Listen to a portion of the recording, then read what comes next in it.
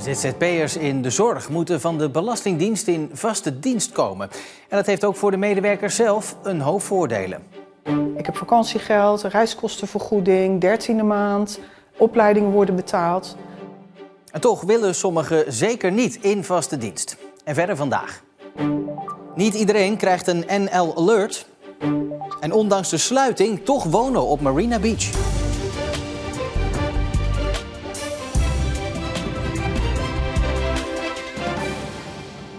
Goedenavond. Schijnzelfstandigen worden ze genoemd. ZZP'ers die eigenlijk als werknemer worden ingezet. Ze zijn er veel in de zorgsector, maar het mag niet. En sinds dit jaar wordt daar streng op gecontroleerd. In Zeeland zijn er 3000 zelfstandige zorgmedewerkers.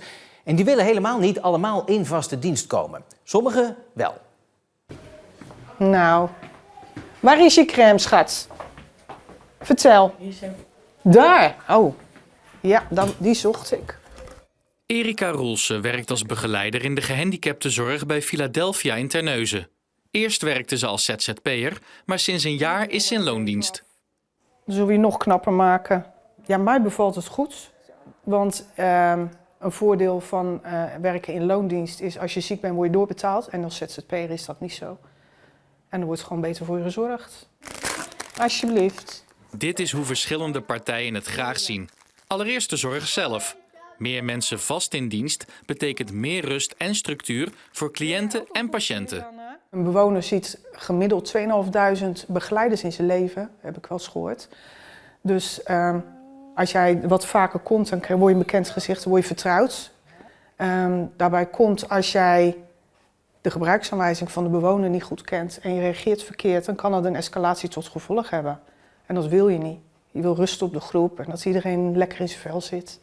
Maar ook de Belastingdienst is voorstander van meer mensen in vaste dienst.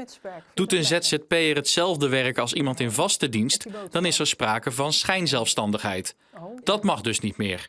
Er kan dan een boete volgen voor de zorginstelling. Maak die overstap, zegt Erika. Ik heb vakantiegeld, reiskostenvergoeding, 13e maand, opleidingen worden betaald. Ook Lisa is blij met Erika als vaste begeleider.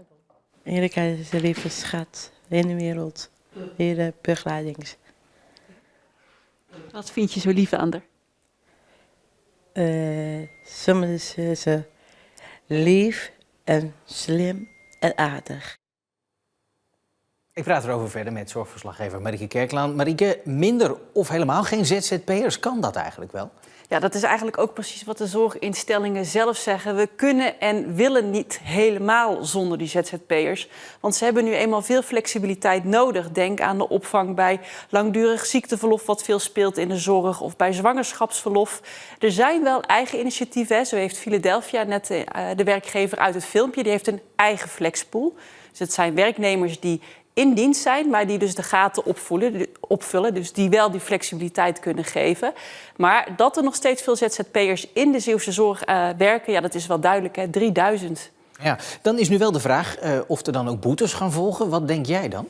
Ja, de Belastingdienst heeft gezegd voor dit jaar, hè, dus voor 2025, wat natuurlijk bijna achter de rug is, geen boetes, dit is een overgangsjaar. Maar vanaf volgend jaar gaan ze echt wel gewoon de boodschap uitbrengen van, joh, breng die schijnzelfstandigen naar beneden, anders volgt echt een boete. Dus volgend jaar wordt het strenger. En gaat dat lukken om daaraan te voldoen, denk je? Ja, dat is eigenlijk ook een goede vraag, waar het natuurlijk uiteindelijk ook op neerkomt. We hebben een ronde gemaakt langs verschillende Zeeuwse zorginstellingen. En het beeld wat wij krijgen is eigenlijk heel diffuus. Aan de ene kant zeggen ze, ja, het lukt, hè? Het lukt om meer mensen vast in dienst te nemen. Of dat de mensen die niet in dienst willen nemen alsnog via een uitzendconstructie bij ons aan het werk gaan. Aan de andere kant zeggen ook veel zorgmedewerkers, nee, wij willen niet. Wij willen die vrijheid houden om nee te kunnen zeggen tegen een dienst of nee te zeggen tegen een bepaalde werkgever. Dus ja, het zal wachten zijn op nieuwe cijfers van het CBS om te kijken of het echt lukt om die 3000 naar beneden te krijgen. En die boetes te voorkomen. Juist. Dank je wel. De politie heeft 2 jongens van 15 en 17 jaar gearresteerd voor de overval op een juwelier in Vlissingen zaterdagochtend. Bij de overval bedreigde een van de daders een medewerker met een mes. De ander sloeg vitrines met sieraden kapot. De jongens komen allebei uit Vlissingen. De rechtszaak tegen de directeuren van Bulkterminal Zeeland loopt flinke vertraging op. Een aantal van de advocaten heeft weinig tijd omdat ze ook verdachten bijstaan in het grote proces rondom Ridouan Taghi. Verwacht wordt dat de rechtszaak die draait om de criminele activiteiten bij het overslagbedrijf pas eind juni volgend jaar weer verder zal gaan. In wetenschappelijk onderzoek is weinig aandacht voor Zeeland. Dat concludeert professor Evert Meijers. Er gebeurt weinig wetenschappelijk onderzoek in en over Zeeland. En volgens Meijers levert dat kansenongelijkheid op voor de Zeeuwen en heeft het ook invloed op onze welvaart. Naast gebrek aan aandacht vanuit de wetenschap concludeert hij ook dat er weinig aandacht is voor Zeeland in de politiek. Elke eerste maandag van de maand gaat het luchtalarm af. Maar vandaag kwam daar ook het NL Alert bericht bij op je telefoon. Als het goed is tenminste, want dat halfjaarlijkse testbericht wordt door inwoners in de grensstreek lang niet altijd ontvangen.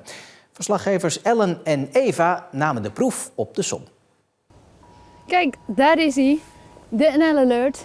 Ook al sta ik vlak bij de grens, net buiten Koewacht, ik heb hem gewoon ontvangen. Ja, het is nu 11:01 en ik heb nog steeds geen melding gekregen. Dus ik denk ook niet dat hij nu nog komt. Dat kan kloppen, want in de grensstreek gaat het vaker mis. Als je telefoon verbonden is met het Belgisch netwerk, dan ontvang je namelijk geen NL Alerts. Nee, niet gehad. Ik heb hem hier in Overslag nog nooit ontvangen. Nee, we zitten met een Belgisch nummer. 3-4 jaar geleden zijn we naar hier toe verhuisd en sindsdien heb ik hem nooit meer gehad. Daar is een oplossing voor, de NL Alert app. Deze app is speciaal ontwikkeld voor mensen die aan de grens wonen. Ook als je op Belgisch netwerk zit, ontvang je hierin de NL Alerts. Jazeker, die heb ik ook. Nee, die gebruik ik eigenlijk niet, nee. Heeft u die op uw telefoon? Ik denk het niet. Dat durf ik niet te zeggen, ik denk het niet. Ja, werkt op een chemisch bedrijf, dus wij zijn daarbij altijd geïnteresseerd wat er gebeurt. Misschien nog wel een tip, want daarmee kunt u hem dus wel ontvangen, ook op Belgisch netwerk. Kijk. Voor wie de app wil uitproberen, de volgende test is volgend jaar 1 juni. Het is nog maar helemaal de vraag hoe de speciale raadsvergadering in Terneuzen morgen gaat verlopen. Inmiddels heeft een derde politieke partij afgezegd voor de besloten bijeenkomst. Commissaris voor de Koning Hugo de Jonge wil graag vertrouwelijk met de raadsleden praten vanwege de crisis die ontstaan is rondom de komst van een AZC en ook het opstappen van de burgemeester als gevolg daarvan.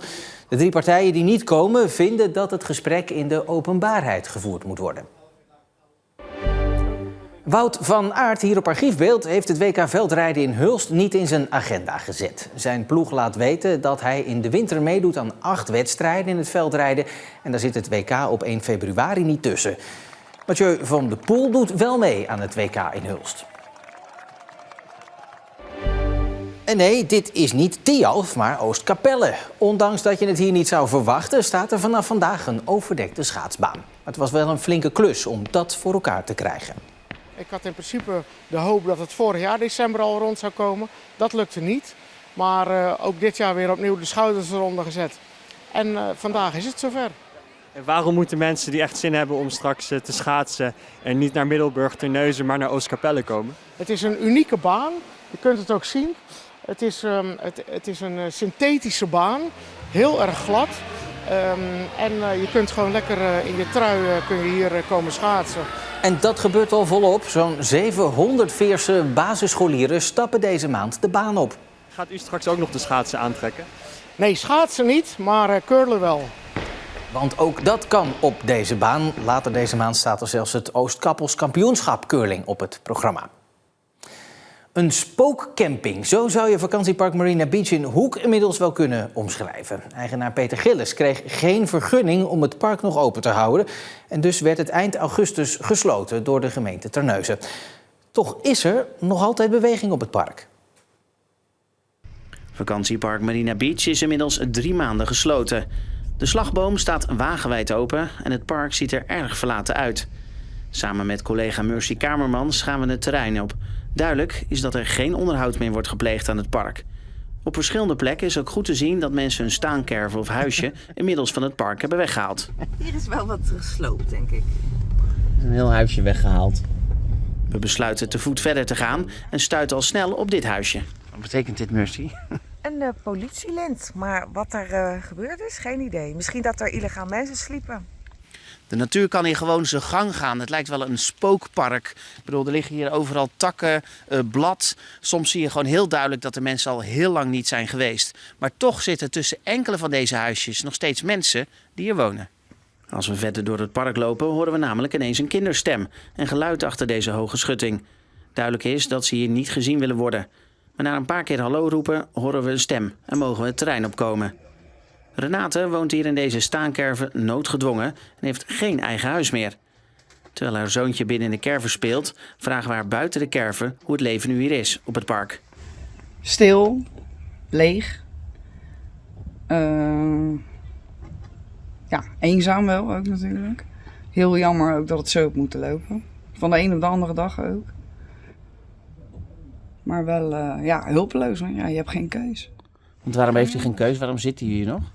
Ja, ik heb geen naaste familie meer waar ik met mijn kinderen naartoe kan. En dit hebben we dan gekocht om eigenlijk te wachten op een woning van de woningbouw. En dat had eigenlijk afgelopen december al zover moeten zijn. Nou, we zitten hier nog. Op dit moment verblijft Renate met haar kinderen dus illegaal op het park. Recent was er nog controle door de gemeente Terneuzen die het gezin uiteindelijk niet van het park afhaalde. Ze vermoedt dat ze voorlopig mag blijven. Ik heb er verder niks meer over teruggehoord. Uit de grond van mijn hart hoop ik het wel, want ja. Ja. Ik zie dat u er ook nog echt wel moeite mee heeft, hè? Ja, dat zijn geen keuzes die je maakt als moeder. Nee. Niet met 5 kinderen en op deze leeftijd. Dat wil je niet. Elk kind verdient een huis. En ja, jammer genoeg heb ik die keuze gewoon niet op mijn manier kunnen maken. Ja. Groter kan het contrast dan ook niet zijn een paar huisjes verderop. Daar ontmoeten we een Belgisch echtpaar dat er nog steeds alle vertrouwen in heeft. Dat het allemaal goed komt met het park. Ze gaan dan ook niet weg met hun huisje. Helemaal niet. Waarom niet? Het is hier heel gezellig, het is hier leuk. Ik hoop dat de mensen die nu weggaan het zich binnen een jaar beklaren. Ja. Sorry om te zeggen, maar het is zo. Zij en andere huisjeseigenaren zijn bezig met een plan om het park te redden. Maar of dat niet te laat is, zal moeten blijken.